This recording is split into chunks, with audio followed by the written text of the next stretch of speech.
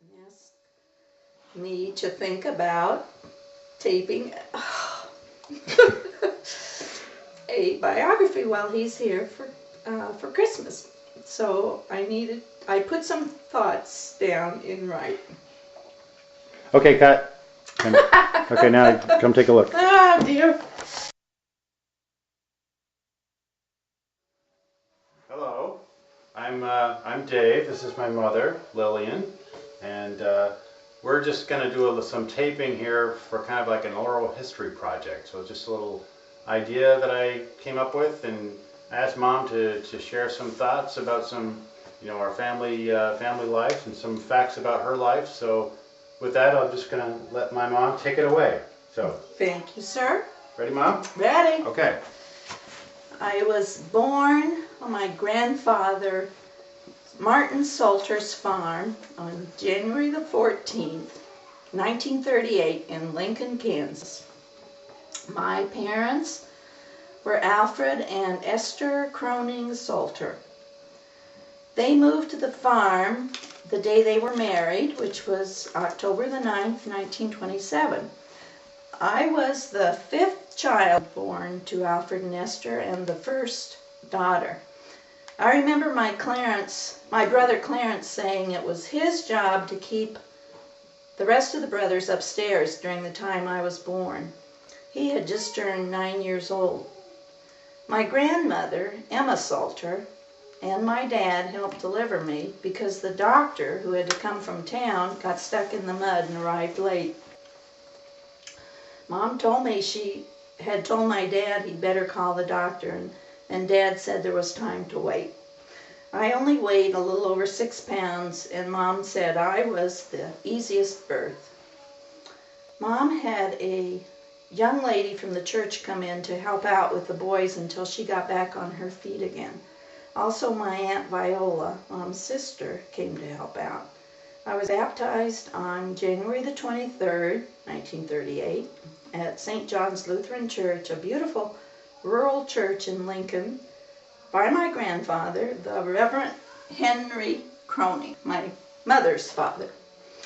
My godmothers were Edna Salter, my dad's sister, and Viola Croning, my mom's sister. I attended St. John's Lutheran School, which was a 2-room schoolhouse, probably about 3-4 miles maybe from the farm. There were 5 children in my class and probably about 20 kids in the little room, which had grades 1 through 4. The big room had grades 5 to 8. We rode to school with other farmers, as almost all the children on the surrounding farms were all Lutheran. I can remember having to walk to the main road after school, and Clarence would pick us up when he was coming home from high school, which was in the town. If we weren't there waiting, he would not wait for us, and we would have to walk home. My teacher would play softball with us during recess. She was always the pitcher. We all had to bring a cup to school with us to hang on a peg in the cloakroom and take it to the well with us during recess to get a drink of water. There were outdoor toilets, but I do not remember having a place to wash our hands. The school was heated by a freestanding stove. I assume it was a coal stove. I do remember having to put some type of compound down on the floor after school, which we then swept up. It gave the floor a shiny or a greasy coating to protect the wood floor. We also had to take the blackboard erasers outside to pound the chalk dust out of them and then wash the blackboards. One child was chosen to ring the school bell each day. I remember it being a special privilege to be selected. Our whole social life revolved around the church, which was all I knew. Sundays were a big day with a special meal of roast chicken or some other meat and dessert. The children from the school always sat in the front pew, the girls on one side and the boys on the other. Of course, my grandfather was in the pulpit, so I was always on my best behavior. Grandfather, what was his name? Reverend Henry Cronin. Henry. Sunday was the day we got to wear our best dresses, which Mom always sewed. I remember one dress that was supposed to have buttons on the front, but she never had time to sew them on. But we wore the dress anyway with pins. It was also the day we got to wear silk underpants. We were supposed to take them off when we got home from church and put on play clothes. I remember once climbing on the barn roof and sliding down and snagging my pink silk underpants. And I got a run in them, and they were ruined. I was ashamed to admit what I'd done. Once a year or so, the church had what they called a mission festival, which was held at a parishioner's farm, usually next to a riverbank. Everyone would bring something for a potluck dinner, and we always had ice cream, which was a very special treat. We would have a worship service outside and then eat. It was always such a fun thing to do. When we would go to church, we all had to fit into the 1934 Ford. I remember my place was a shelf under the back window. I think one of the boys got to ride in front, and the 4 remaining kids had to squeeze into the back seat.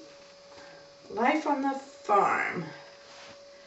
My brothers always had a lot of work to do before they went to school. I was 11 years old when we moved from the farm to Manhattan, so I got off easy. The only chores I remember were to let the chickens out of the coop in the mornings and hope the rooster wouldn't chase me, and also washing the separating machine. My dad milked dairy cows and sold milk, so we always had plenty of milk. We used to have to run some of the milk through this separating machine, which was in a room off the kitchen to separate the cream. It had what seemed like 100 metal discs in it, and they always had to be washed. We also had to dry the dinner dishes and set the table. I remember telling my mom once that I thought she should pay me a dime for drying the dishes, and she slapped me across my face. It's the only time I ever remember being struck by either one of my parents. My sister Margie and I used to play church a lot. We would dress up the kittens and the puppies and take them to church, and would sing a lot while in church. We always had a dog, which was allowed in the house, but I do not remember any cats in the house. Sometimes Leonard, Margie, and I would have to go to the 90 acres which my dad owned for pasture land to bring the cows home for milking. It was probably a mile or so from the farm, and we would have to herd the cows down the country road back to the barn for milking. Sometimes a car would come by, which would make the cows run, and that was very bad for a cow full of milk. It would be hard to keep them calm and together. We always had a big garden, and Mom canned the vegetables and stored the root vegetables. We never had a refrigerator, and I do remember the iceman bringing ice for the ice box. We never had anything frozen. Mom did not waste anything. We reused string, the wax paper inside cereal boxes, and we used Caro's syrup buckets for our lunch buckets to take to school. My parents would butcher and hang the meat in the root cellar and then salt the carcass. The meat used to get a slimy green coating, which I guess was part of the curing process. When she needed meat for a meal, she would cut off the green stuff and cut a hunk of meat off the size that she needed for dinner. When we ate a chicken, Mom would chop off the head and let the chicken dance around to get rid of all the blood. We would even eat the chicken feet after peeling off the outside skin. She baked bread twice a week. I can remember making butter with my grandmother Croning and lowering it down into the well to keep it cool. Mom made our underwear out of flour sacks. I remember some of the prints were awful, and once we had underpants that had little orange pigs on them. They were awful. We used to go to town probably twice a month. We usually stopped to visit Dad's sister, Aunt Agnes Zravesty, who lived in town. I can't remember too much about the town except Mom paid a bill at the 100 Mark store, where she apparently had a running account and the man would give us a bag of candy. The store had those little carton things that ran on wires that took the money up to the main office. There were no cash registers then. I also took piano lessons in town, and I remember giving the lady a quarter. My brothers did the usual things that one would do to a little sister. I remember finding our dolls hung from the rafters in the buggy shed with ropes around their necks, and Dad making Harold take them down. Harold also used to make sugar candy at night and take it to bed with him, and Margie and I could hear him crunching it. We would beg for some, and he would threaten us that he was going to close our door. We never got any candy. Can you imagine going to bed with candy? I remember getting a toothbrush for Christmas one year. I don't remember using it though. We never had indoor plumbing while we lived on the farm. My dad worked for REA, the Rural Electrification Administration or something like that, one year, at a time when electricity came to the farms, so we did get electric lights. We had used what they called a Delco battery, which was in the granary, and Dad would have to go out and shut off the Delco every night after we all went to bed. We had a telephone which hung on the wall outside the kitchen door. Our ring was 3 shorts, but I do not know how many people were on our party line. I do not remember Mom listening in on other people's conversations. She just never had the time, I'm sure. I do remember her listening to what we would call a soap opera today on the radio. I think it was called Ma Perkins. She would do the laundry on Mondays and have to do 5 white shirts so they'd be ready for my brothers and my dad to wear to church the next Sunday. I remember her ironing the shirts and listening to the radio. She had to haul the water into the house and then heat it to do the laundry. We only took baths on Saturday nights. I can't believe this. My sister and I got to bathe first in the metal tub on the back porch, and then the boys, and then they dumped the water out and they scrubbed the floors. We also washed our hair, and Mom would wrap our hair in long strips of old sheets or some kind of cloth and tie them in knots to make curlers.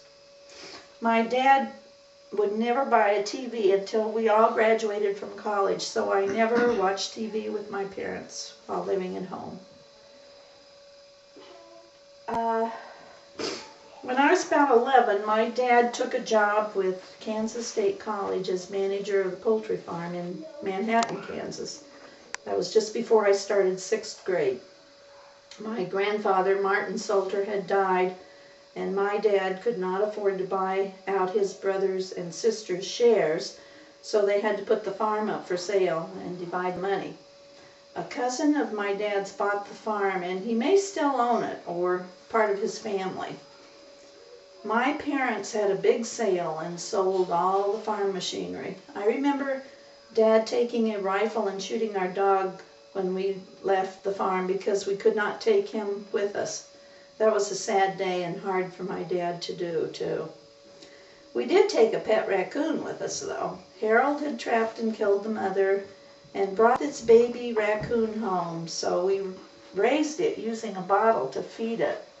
It became really tame pet, but also a nuisance after a bit. When we moved to the poultry farm, we had to keep the raccoon tied up.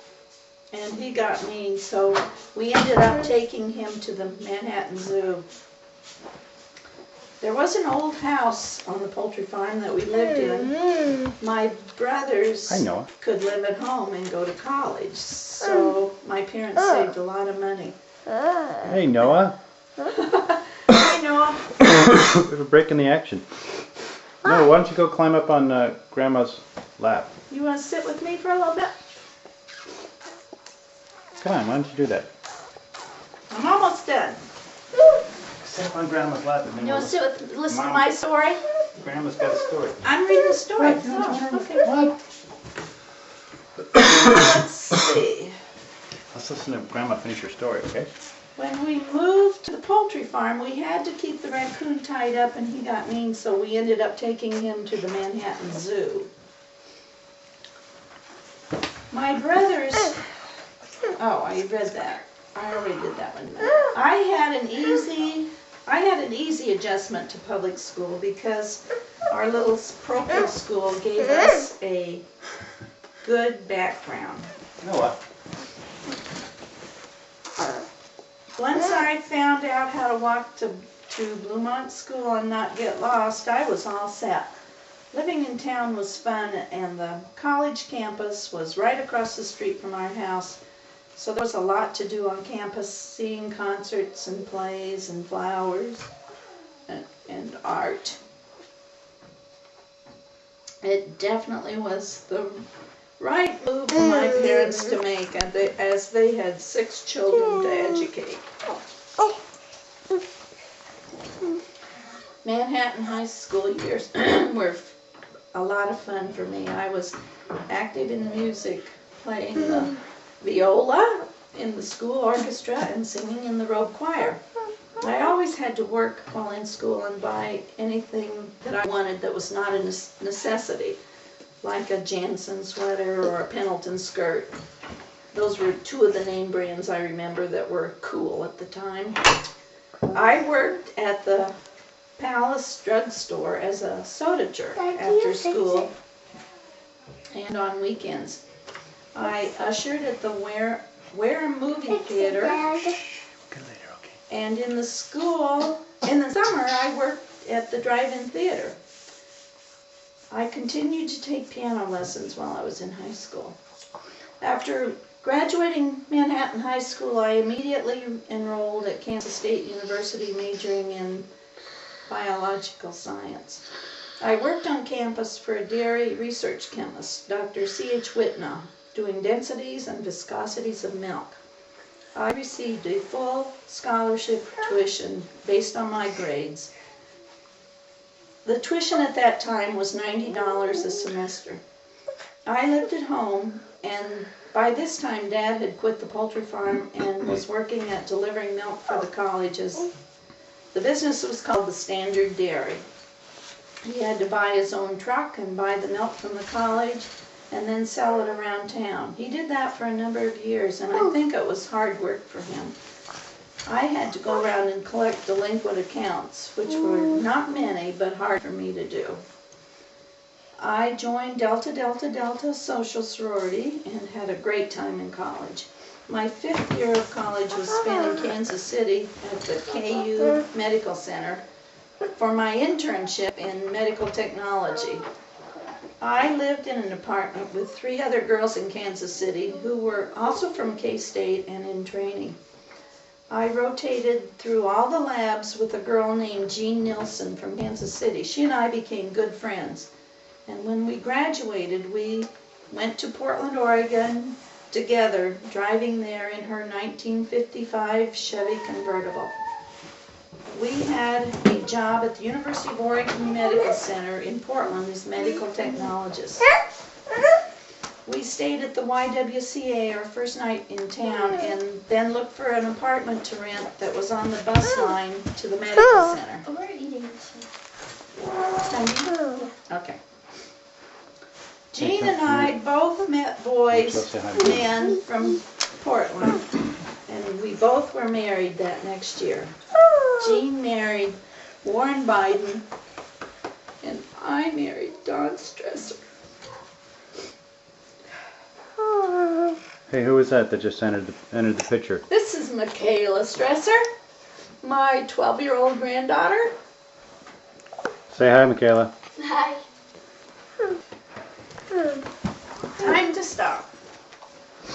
Noah. Noah Stresser, my grandson. How old are you? 3. 3. Noah Stresser is 3 today. That was hard to do. You did great. I'll have to see it now.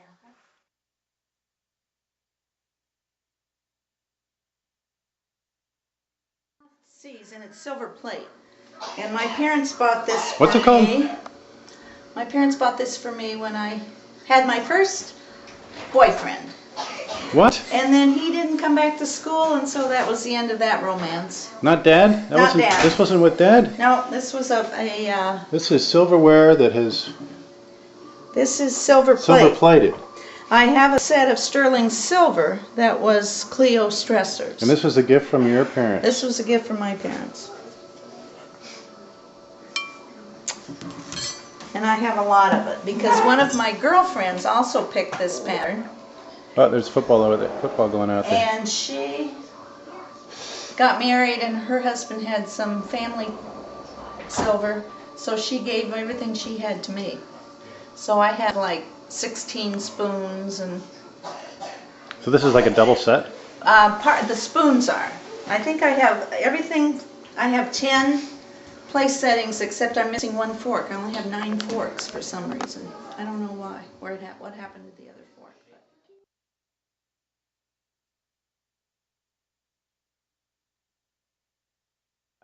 This is a vase that was given to my parents, Alfred and Esther Salter, from Alfred's sister Edna, on my parents' 25th wedding anniversary. So that they were married in 1927, so what's that? 27 and 25 would be 1952. They were given this vase. Wow. Anything on the bottom? It's got some markings on it, but I don't know what it means. It's kind of funky. What do you think, Brian? Pretty cool. Pretty cool.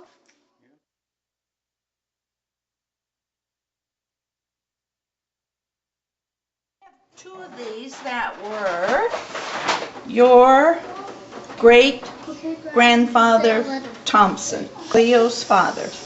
One's dated 1938 and one is 1939. And these are golf trophies that he won. He was a good golfer. He was a great golfer. He taught your dad how to play golf. And I have, this was my grandfather Croning's. It's a red cranberry glass. Wow. What about that platter in the back? The platter was given to me and your dad on our 25th wedding anniversary from you Who and gave you that? my children, my sons, and I had one daughter-in-law at that time. Okay. Let's see. This was my mother's. This is carnival glass. It's called carnival glass. So that was my mother's. It's pretty old. These are some liqueur glasses that I got on a trip to Italy in 2002, the year Dad died. Let's see, what else do I have here? This was your grandmother Salter's. This was your great-grandmother Croning's. And this was also hers, great-grandma Croning.